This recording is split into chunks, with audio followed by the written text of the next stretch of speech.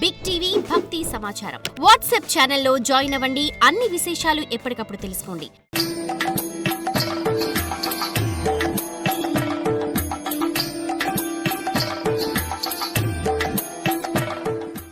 ప్రత్యక్ష యజ్ఞ పురుషుడైన శ్రీకృష్ణుడి పరాక్రమం నీకింకా తెలియలేదు. ఆ మహాత్ముడు స్వయంగా దగ్గర ఉండి రక్షిస్తున్న ఈ రాజసు యాగాన్ని ఎవరూ చెరపలేరు. నువ్వు భయపడుతున్నావు.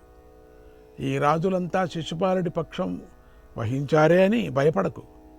శ్రీకృష్ణుడు కన్నర్రె చేసి చూసిన క్షణంలోనే వీరందరూ కూడా భస్మమైపోతారని మర్చిపోకు. శిశుపాలుడు శూరత్వం నిమిషంలో నిర్వీర్యమైపోతుంది. ఏనుగలు కుంభస్థలాన్ని కొట్టి సింహంతో వీధి కుక్కలు పోరాడగలవా చెప్పు? నువ్వే పోరాడలేవు కదా.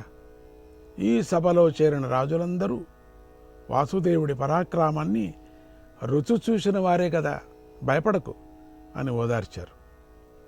ఈ మాటలతో యుధిష్ఠిరుడికైతే శాంతి దొరికింది. కానీ శిశుపాలుడు మాత్రం మండిపడ్డాడు. ఓ భీష్మ, నిన్ను పట్టుకొని ఈ యుధిష్ఠిరుడు మోసపోయాడు, అపకీర్తికి లోనయ్యాడు. వాసుదేవుడి పేరు చెప్పి అందరినీ మాటిమాటికి బెదిరిస్తున్నాడే. ఇక్కడ చేరిన రాజులందరూ పిరికివాళ్ళు అనుకుంటున్నావా? ఈ యాదవుడు మహావీరుడని తెగ పొగుడుతున్నావే. వీడి సంగతి మాకు తెలీదా? అబలాయన పూతలను చంపాడు. ఎక్కడో మూలలో పడి విరిగిపోవటానికి సిద్ధంగా ఉన్న ఒక పాడుబడ్డ ఎడ్ల బండిని కాలితో తన్ని తనకంటే వీరుడు లేడని అనుకుంటున్నాడు. ఎండిపోయిన చెట్టును పడగొట్టి తనకన్నా బలవంతుడు లేడని విర్రవీగుతున్నాడు. చిన్న పుట్టను 7 రోజులు ఎత్తి పట్టుకొని తనను తానే గోవర్ధనధారి అని పిలిపించుకుంటున్నాడు. మదించిన ఎద్దును అతి కష్టం మీద వశపరుచుకొని సమరించాడు. వీటన్నిటినీ ఏదో గొప్ప పనుల్లా నువ్వు చాటుతున్నావు. అందుకే నీ నాలుకను 1000 ముక్కలుగా చీల్చేస్తా. అప్పుడు శ్రీకృష్ణుడి లీలలను బాగా ప్రచారం చేసుకోవచ్చు అని శిశుపాలుడు నానా మాటలంటూ మళ్ళీ కృష్ణ నిందను ఇలా కొనసాగించాడు. ఓ రాజులారా, ఈ శ్రీకృష్ణుడికి సచ్చరితం నాకు తెలిసినంతగా మీకెవ్వరికీ తెలీదు. వీడు స్త్రీ గోవధ చేసిన మహాపాపి అని అంటూ భీష్ముడి వైపుకు తిరిగి, నువ్వు ధర్మ సూక్ష్మాలు తెలిసిన వాడివి కదా, మరి ఇటువంటి మహాపాపికి అగ్రతాంబూలం ఇవ్వమని ఎలా ప్రోత్సహించావు? ఇతరుల భార్యలను ఎత్తుకువచ్చి తమ్ముడికి కట్టబెట్టినవాడు ఇంతకన్నా ఏమీ చేయగలడు నువ్వు చెప్పు? ఓ భీష్మ, నువ్వు సంతానహీనుడివి. నిన్ను అనపత్య దోషం పట్టుకుంది. మహాపాపివైన నీ ధర్మశాసనాన్ని పాటించేవారు ఎవరు లేరిక్కడ అని ఈ విధంగా శిశుపాలుడు భీష్ముడిని కృష్ణుడిని కలిపి నిందన చేస్తూ ఒక కథని ఇలా చెప్పాడు. పూర్వం ఒక ముసలి హంస సముద్ర తీరంలో ఇల్లు కట్టుకుంది. చేపలు పట్టుకోవటం అనే ప్రాణి హింసను కూడా విడిచిపెట్టి తపస్సు చేస్తూ ఉండిపోయింది. తన దగ్గరకు వచ్చిన వేరు పక్షులకు అధర్మ మార్గాన్ని విడిచిపెట్టి న్యాయ మార్గాన్ని పట్టుకోండి అని ఉపదేశించింది. ఆ పక్షులకు ఈ ముసలి హంసపై నమ్మకం కలిగి ఆ రోజు నుండి ఈ హంసకు సేవలు చేయసాగాయి. ఆ పక్షులు సముద్ర తీరంలో గుడ్లు పెట్టి వాటిని రక్షిస్తూ ఉండాలని ఆ ముసలి హంసను కోరుకున్నాయి. ఒకరోజు ఆహారానికై దూర ప్రదేశాలకు వెళ్ళిన పక్షులు ఎంతసేపటికి తిరిగి రాలేదు. ఆ ముసలి హంస ఇక పక్షులు తిరిగి రావని తెలుసుకొని ఆ గుడ్లను తినేసింది.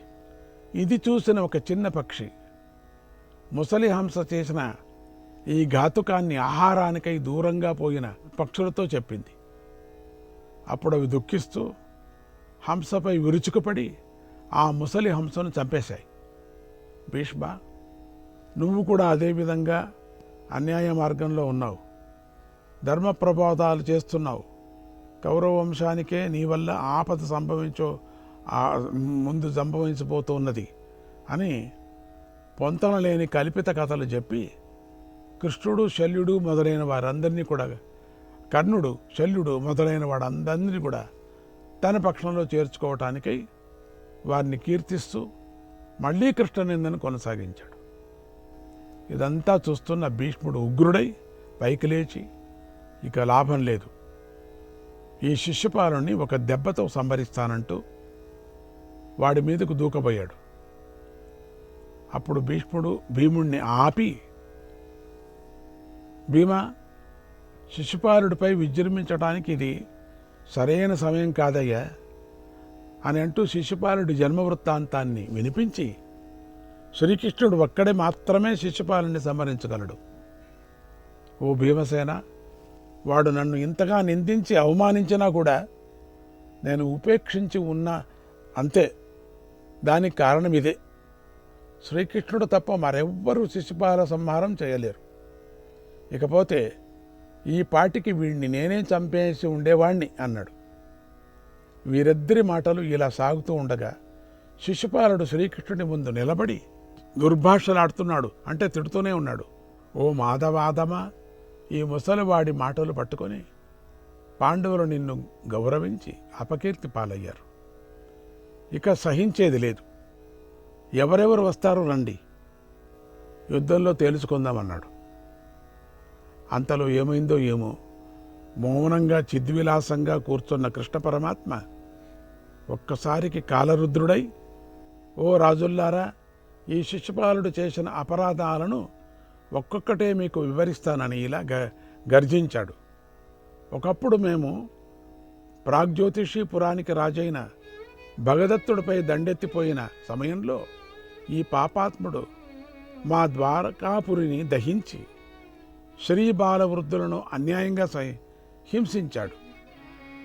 భోజరాజు ఒక రోజు రాత్రి తన భార్యలతో కలిసి రైవతక పర్వతంపై విహరిస్తున్న సమయంలో వీడు క్రూరాతి క్రూరంగా వారినందరినీ సంహరించాడు. ఇదిగాక మా తండ్రి గారైన వసుదేవుడి అశ్వమేధ యాగంలో అశ్వాన్ని అపహరించి ఆ యాగానికి భంగం చేశాడు. బబ్బురరాజ భార్యను ఎత్తుకొచ్చి పెళ్లి చేసుకున్నాడు. మాకెన్నో అపకారాలు చేశాడు. ఆడరాని మాటలతో నన్ను అనేకసార్లు అవమానపరిచాడు. నా సహనానికి మాత్రం కారణం నా మేనత్త సాత్వతీ దేవికి ఇచ్చినటువంటి మాట. ఆమె మాటకు కట్టుబడి వీడి 100 తప్పుల్ని క్షమించాను. ఇప్పుడు ఈ సభలో జరిగినదంతా మీరు చూశారు కదా. ఈ శిశుపాలుడు ఏ కారణమూ లేకుండా నాకు బద్ధశత్రువై ఇప్పుడు యుద్ధానికి తయారుగా ఉన్నానని విజృంభిస్తున్నాడు అని ఇలా మాట్లాడుతున్న కృష్ణుడికి అడ్డుపడి శిశుపాలుడు ఇలా అన్నాడు. ఓ కృష్ణ, నీ క్రోధాన్ని నేను గడ్డి కన్నా హీనంగా, నీ క్రోధం ఉందే గడ్డి కన్నా హీనం. మొదట నాకిచ్చిన రుక్మిణిని ఎత్తుకుపోయిన దురాత్ముడివి నువ్వు, కానీ సిగ్గు లేకుండా నన్ను అందరిలోనూ నిందిస్తున్నావు అని శిశుపాలుడు నోటికొచ్చినట్లు వాగసాగాడు. అంతలోనే కృష్ణుడు సుదర్శన చక్రాన్ని స్మరించి విడిచిపెట్టాడు. సుదర్శనం గిర్రునా తిరుగుతూ వేగంగా వెళ్ళి శిశుపాలుడి శిరస్సును ఛేదించి శ్రీకృష్ణుడి మరి చేరి అదృశ్యమైంది. అప్పుడు శిశుపాలుడి రక్తధారలు విచిత్రంగా ఊర్ధ్వముఖంగా ప్రవహించాయి. శిశుపాలుడి శరీరం నేలకూలింది. అతడి శరీరం నుండి ఒక తేజోరాశి పైకి వచ్చి ఆకాశంలో ప్రకాశించి శ్రీకృష్ణుడి దేహంలో ప్రవేశించింది. అక్కడ చేరి ఉన్న రాజాదిరాజులందరూ ఈ పరమాద్భుతాన్ని చూసి ఆశ్చర్యపోయారు. ఆ సమయంలో మేఘాలు లేకపోయినప్పటికీ పెద్ద కుంభవృష్టి కురిసింది. అందరూ జయ జయ ధ్వనాలు చేసి శ్రీకృష్ణుని స్తుతించారు.